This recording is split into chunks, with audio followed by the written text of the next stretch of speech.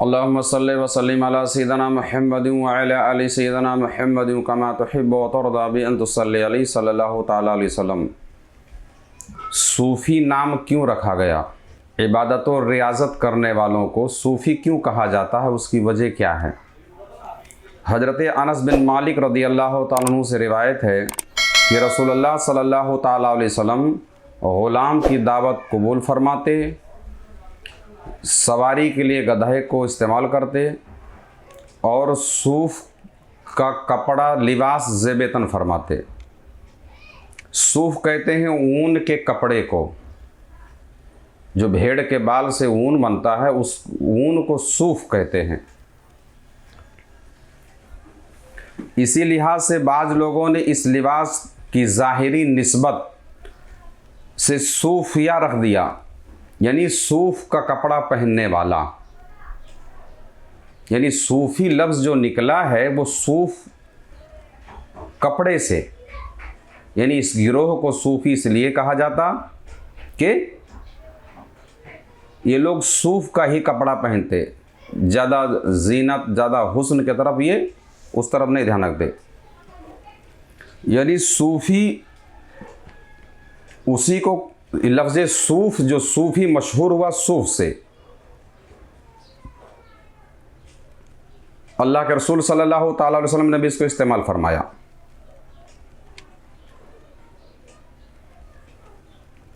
अब ये सूफ़ी लफ्ज़ जो मारूफ हुआ, मशहूर हुआ इनकी वजह से कि इस इबादत और रियाज़त करने वाले इस गिरोह ने अक्सर सूफ़ का ही कपड़ा इस्तेमाल किया। अच्छा, इसको पसंद क्यों किया? उसकी वजह यह है कि ये मैला कम होता, चूँकि बाल का है। दूसरे, ये मुलायम होता है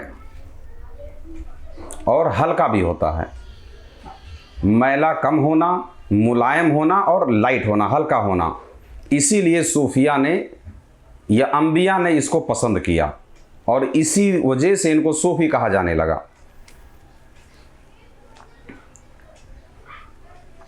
हज़रत अबू ज़रआ ताहिर ने अपने मशाइख की सनदों के साथ हज़रत अब्दुल्लाह इब्न मसऊद रज़ियल्लाहु तआला अन्हु से हदीस बयान फरमाई है कि रसूलुल्लाह सल्लल्लाहु तआला अलैहि वसल्लम ने इरशाद फरमाया कि जिस दिन अल्लाह तबारक व तआला ने हज़रत मूसा अलैहिस्सलातु वस्सलाम से कोह तूर पर ख़ास कलाम फरमाया, तो उस वक़्त वो सूफ़ का जुब्बा, सूफ़ की शलवार और सूफ़ का चद्दर ज़ेबतन किए हुए थे, जिसकी कालरें भी सूफ़ की थी, और आपके पैर में गधे के चमड़े की जूती थी।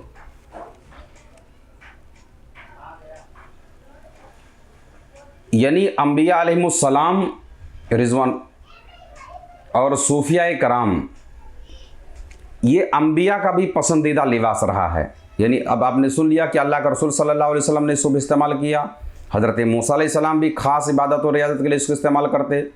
तो पता ये चला कि इस लिबास से आजिज़ी ज़ाहिर होती है, इसके अंदर तकब्बुर वगैरह की कोई सिक पैदा नहीं होती, यानी आजिज़ी का लिबास है ये। अब ये मशहूर कहाँ से हुआ वो सुनिए आप। मस्जिद नबवी सल्लल्लाहु अलैहि वसल्लम के सामने एक चबूतरा था जिस पर कुछ सहाबाए कराम प्यारे हबीब सल्लल्लाहु अलैहि वसल्लम की ज़ियारत के लिए हर वक्त मौजूद होते और आपकी ज़ियारत के लिए मुंतज़िर रहते। यानी उस चबूतरे पर बैठते और हर वक्त वही काशाने नबूवत को तकते रहते कि अब सरकार निकले, अब निकले। इनका ना कोई घर होता था, ना इनका कोई कारोबार करते थे ये। आका सल्लल्लाहु ताला अलैहि वसल्लम, इनका काम ही यही था कि सरकार दो आलम सल्लल्लाहु ताला अलैहि वसल्लम के बताए हुए इबादत और रियाज़ात में ही हर वक्त ये लोग मशगूल रहते। हर वक्त या तो इबादत में या तो सरकार दो आलम सल्लल्लाहु अलैहि वसल्लम के चेहरे पाक की ज़ियारत में लगे रहते। इनका काम यही था और उनका सब का भी लिबास सूफ़ का था। बात समझ में? तो अब कड़ी से कड़ी अंबिया सरकार दो आलम सल्लल्लाहु अलैहि वसल्लम और कसीर अंबिया का लिबास, और वो असहाब जो घर बार छोड़ करके सरकार दो आलम सल्लल्लाहु ताला अलैहि वसल्लम के दरवाजे पाक पर बैठे रहते, उनका भी लिबास यही था। तो अब ये गिरोह आबिदों और जाहिदों के नाम से मशहूर हुआ कि सहाबा के पास सिर्फ अगर कुछ करने के लिए है तो इबादत और रियाजत ही है। ना इनका कोई खुद का घर है, ना खुद की कोई तिजारत इनकी है। सरकार दो आलम सल्लल्लाहु अलैहि वसल्लम के काशाने मुबारक से जो कुछ आ जाता खा लेते, वरना अल्लाह का शुक्र अदा करते। मिल गया तो खा लिए, वरना अपनी इबादत और रियाजत में लगे रहे। इनका भी लिबास सूफ का था। इसी लिबास की वजह से इनको सुफ़ा कहा जाने लगा, यानी ऊन का कपड़ा पहनने वाला गिरोह। अब उस चबूतरे को भी इन्हीं के नाम से मंसूब किया गया, यानी असहाबे सुफ़ा का चबूतरा। बात समझ आई? असहाबे सुफ़ा का चबूतरा। अब ये असहाबे सुफ़ा का काम क्या था? अल्लाह के रसूल सल्लल्लाहु ताला अलैहि वसल्लम जो खास खास रुमूज़ तरीक़त के, चूँकि हर वक्त ये लोग बैठे रहते, सरकार दो आलम सल्लल्लाहु ताला अलैहि वसल्लम इनको तालीम फरमाते और इस पर वो अमल करते। अब इसी ऊनी कपड़ा पहनने की वजह से इनको असहाबे सुफ़ा कहा जाने लगा। इन्हीं के नाम की मुनासिबत से आगे जो इबादत और रियाजत करने वालों का जो गिरोह आगे बढ़ा, चूँकि ये असहाबे सुफ़ा हर वक्त इबादत और रियाजत में लगे रहते, तर्क दुनिया करके आए हुए थे, इनका दुनिया में कुछ मामला तो नहीं रहते।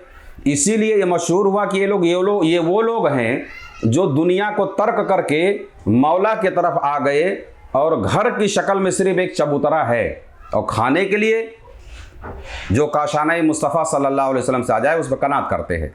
बस समझ में आई? इन्हीं की तरह बाद में तर्क दुनिया करके, यानी दुनिया छोड़कर अल्लाह के तरफ आ जाने वाले लोगों को भी सूफ़ी कहा जाने लगा। मुनासिबत यही इनकी है, इसी वजह से इनको सूफ़ी कहा जाने लगा कि जैसे वो असहाब तर्क दुनिया करके सब कुछ छोड़ करके इधर आ गए और हर वक्त इबादत और रियाजत में लगे रहे, बाद में भी ऐसे लोग हुए जिन्होंने सब कुछ छोड़ करके मौला की रज़ा के लिए, उसके हबीब सल्लल्लाहु ताला अलैहि वसल्लम की सुन्नत पे पैरवी के लिए सब कुछ छोड़ करके आगे, और उनका भी लिबास यही था। बात समझ आई? तो लफ्ज़ सूफ़ी उस लिबास की वजह से इनको सूफ़ी कहा जाने लगा। इन लोगों ने भी दुनिया से मुंह मोड़कर अल्लाह तबारक व तआला की तरफ अपने आप को ले आए, मोड़ दिया इन्होंने, और इस गिरोह को भी सूफ़ी कहा जाने लगा। इन्हीं की मुनासिबत से आज तक जो सूफ़ी कहलाते हैं सबको सूफ़ी कहा जाने लगा। इन्होंने ज़ाहिरी लिबास में सूफ़ का इस्तेमाल किया, इसी वजह से इबादत और तर्क ज़ीनत से इन्होंने सूफ़ी कहा जाने लगा। यानी इन्होंने ज़ीनत को तर्क कर दिया, अपने हुस्न को तर्क किया, दुनिया को तर्क किया। इसी नाम से ये लोग आगे चल के मशहूर हुए। यही लिबास था, वही तर्ज रियाजत भी, इसीलिए इस गिरोह को भी सूफ़ी कहा जाने लगा। यानी लिबास भी उनका वही पहनना है इन्होंने, और इबादत के तर्ज भी उनका वही कि हर वक्त अल्लाह तबारक व तआला के ज़िक्र व फ़िक्र में लगे रहे। तो बाद में असहाबे सुफ़ा की वजह से ही वो लोग जो उम्मत मोहम्मदिया सल्लल्लाहु अलैहि वसल्लम में बाद में उसी तरीके से उसी तर्ज पर इबादत करते रहे, इसी तर्ज इबादत की वजह से उनको सूफ़ी कहा जाने लगा। तो यानी सूफ़ी उसी को कहते थे जो बारगाह इलाही का मुकर्रब होता था। जाहिर बात है, दुनिया को तर्क करके आ गया तो अल्लाह के बारगाह के मुकर्रबीन में है वो।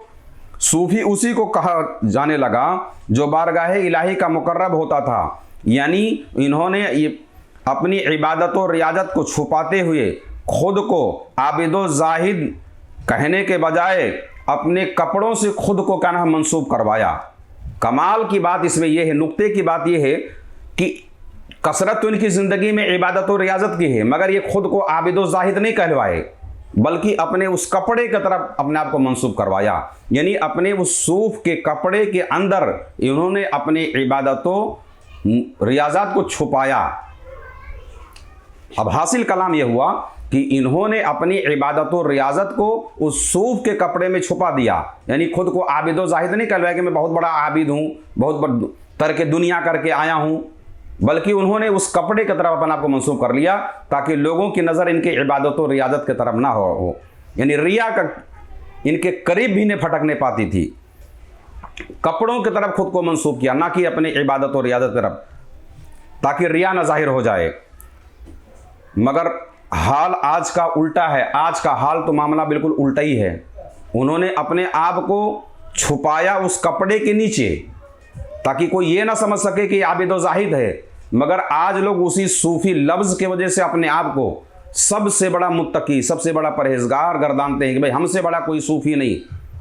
जबकि इस आप हकीकत देखिए, अपनी इबादत और रियाजत को छुपाने के लिए लोग सूफी कहलाए, और अब लोग अपनी इबादत और रियाजत जाहिर करने के लिए सूफी कहलाते हैं।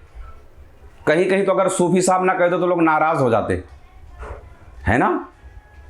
कितना फर्क हो गया हकीकत में और आज में, कितना फर्क है। सूफी कहलाने वाले ऐसे ऐसे कपड़े पहनते हैं जिससे जाहिर होता है कि यह शख्स गरीब नहीं हो सकता। आज जितने बड़े सूफी उतने ही महंगे कपड़े हैं। जाहिर सी बात है कि ये लिबास गुर्बत का लिबास था, आजिज़ी का लिबास था। मगर आज सूफी लिबास फ़ाखरा पहनता है ना। ऐसे से लिबास, कीमती लिबास पहनते हैं ताकि उनकी हैसियत पता चले कि नहीं भाई हम तुमसे आला हैं। उन्होंने अपनी हैसियत को छुपाने के लिए सूफ का कपड़ा पहना, और इन्होंने और हमने अपने नाम के आगे सूफी इसलिए लगाया ताकि आपके ऊपर हमको फोकियत हासिल हो जाए कि नहीं भाई हम आपसे बड़े हैं, हम आपसे ज़्यादा इबादत और रियादत करते हैं, जबकि करते कुछ नहीं। कभी असहाबे ज़ुहद व तक़वा को सूफ़ी कहा जाता था। एक दौर था कि जो सूफ़ी उसी को कहते थे जो बहुत बड़ा मुत्तकी हो, बहुत बड़ा परहेजगार हो, बहुत ज़्यादा इबादत और रियादत में मशगूल रहता हो। मगर अब अहले लिबास को सूफ़ी कहा जाता है, यानी इबादत तो नहीं रह गई। अब सूफ़ियों, अब कपड़ा भी सूफ़ियों जैसा नहीं है, क्योंकि सूफ़ का कपड़ा पहनते वो जीनत नहीं देता था। और अब तो कपड़े, यानी आप रंग बिरंगे कपड़ों से ही अंदाजा कर सकते हो कि सूफ़ी साहब हैं, है ना। वो जितने रंग बिरंगे कपड़े उतने ही बड़ा सूफ़ी। ये सूफिया का गिरोह दुनिया को तर्क करके आ जाता था। तर्के दुनिया करके मौला के तरफ आ जाने वाले को सूफी कहते थे। और अब का हाल है कि जो जितने माल हथिया ले जाए, जितने ही ज़्यादा का नाम है किसी तरीके से माल को जमा कर ले जाए, उतना ही बड़ा सूफी है वो, है ना। तो अब उस सूफी वो लोग थे कि जिन्होंने इस लिबास के नीचे अपने का नाम इबादत को छुपाया। और अब हम कैसे सूफी हैं कि सूफी कहलवा करके अपने आप को जाहिर करते कि नहीं हम सूफी साहब हैं, हमको मानो सूफी साहब मैं हूँ। और तबीयत खुश भी होती इससे, तो मज़ा आ जाता है कि नहीं भाई आपने सूफी साहब हमको कहा, है ना। और कोई सूफी कह के ना देखे, देखिए क्या हाल करते हैं आप, फ़ौरन मुखालफत पर उतारू हो जाएंगे कि हमको सूफी साहब इन्होंने नहीं कहा। हद हो गई है। हकीकत को हम बिल्कुल पशे पर्दा डाल चुके हैं। कभी असहाबो ज़ुहद व तक़वा का ये पहचान हुआ करता था, और आज ज़ुहद व तक़वा की हमारे पास नुक्ता भी नहीं है, और पहचान सिर्फ आला लिबास से है। और आला लिबास जानते हैं किसकी ख्वाहिश से बंदा पहनता है? नफसानी ख्वाहिशात की तरफ रगबत ही, यानी नफ्स की तरफ रागिब होने से ही इस तरह के शौक़ हमारे तबीयतों में पैदा होते हैं। कैसी फ़िक्र कि हम आला से आला कपड़ा पहने ताकि गरीब लोग हमसे कमतर नज़र आएं, है ना। नफ्स ही है जो हमें आला कपड़ा पहनने की रगबत देता है और हिर्स की तरफ माइल करता है। यहाँ तक कि जब कोई फ़र्द इनकी सोहबत में, अब ऐसे हम जैसे सूफ़ी लोगों की सोहबत में कोई आए, अब हम खूब ज़र्क़ बर्क़ लिबास, खूब रंग बिरंगे कपड़े पहने हुए, अब अल्लाह का कोई तकदीर का मारा हमारी सोहबत में आए तो हमसे क्या सीखेगा? सबसे पहले हमारा कपड़ा ही देखेगा कि जब पीर साहब 12,000 का कपड़ा पहन रहे हैं तो मुरीद तो 17,000 का पहनेगा ना, 2 कदम तो आने जाने की सोचेगा ही। वो सूफिया थे जिन्होंने तर्के ज़ीनत किया, तर्के दुनिया किया, और तर्के दुनिया को इसका नाम है ज़ाहिरी लिबास जो उन्होंने अपनाया उसके लिए छुपा दिया ताकि लोग समझ ना पाए। समझे गरीब आदमी ये क्या कर सकता है। मगर अब का हाल तो बिल्कुल उल्टा ही हो चुका है। जिस तरह शेख लिबास इस्तेमाल करता है, ज़र्क़ बर्क़, तरह तरह के कपड़े, कीमती कपड़े, तो मुरीद उससे भी जाने की कोशिश करता है कि जो हर कोई अपने पेशवा की नकल करता है ना। पहनना चाहिए, साफ सुथरे कपड़े पहने, मगर हमारे दिल में अगर ख्वाहिश पैदा होती है कि लोग हमको सूफ़ी कहें तो वो सिफत भी पैदा करो अपने अंदर, ताकि सूफ़ी कहलाने के हकदार हो जाओ आप। और कोई कहे ना कहे, जो उन्होंने तो छुपाने के लिए सूफ़ी अपने आप को इस्तेमाल जाहिर किया था। अब आज का तो हाल ये है कि जो जितने ही कीमती कपड़ा पहने, जिसके पास जितनी ज़्यादा माल हो, जो जितने ज़्यादा अपने आप को एडवर्टाइज कर ले जाए, वही सबसे बड़ा सूफ़ी है। बराबर है। जबकि तसव्वुफ आपके इबादत और रियाज़ात और तर्क दुनिया करने का नाम था, कि दुनिया को छोड़ करके मौला की तरफ आ जाओ, उसका नाम तसव्वुफ था। अल्लाह तबारक व तआला सही मानों में हम लोगों को सूफ़ी बनने की तौफीक अता फरमाए और हकीकी मानों में हमारे अंदर तसव्वुफ के रंग और उसके राज को दाखिल फरमाए। आमीन सुम्मा आमीन बिरहमतिक या रहमान राहिमीन। अगर आप भी कुछ रूहानी खिदमत करना चाहते हैं तो इस चैनल को सब्सक्राइब करें और इसका लिंक भी शेयर करें।